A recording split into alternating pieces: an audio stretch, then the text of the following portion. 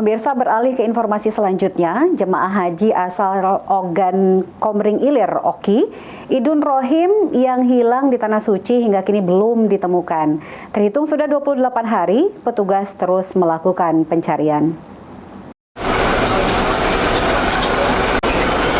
Jemaah haji asal Ogan Komering Ilir Oki, Idun Rohim yang hilang di Tanah Suci hingga kini belum ditemukan. Pencarian terus dilakukan oleh petugas haji. Diketahui jemaah haji Idun Rohim ini kelompok terbang 20 embarkasi Kota Palembang yang dijadwalkan akan pulang ke tanah air dan bertolak dari Arab Saudi pada hari Rabu 29 Mei 2023 dan bisa langsung berkumpul dengan keluarga.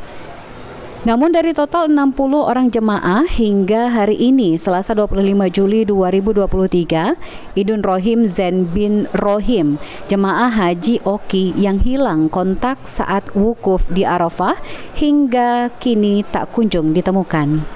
Kepala Bidang Penyelenggaraan Haji dan Umroh Kanwil Kemenak Sumsel Haji Ahmed Dakhil menjelaskan, pencarian jemaah haji asal Ogan Komering Ilir Oki Idun Rohim yang hilang di Tanah Suci terus dilakukan pencarian.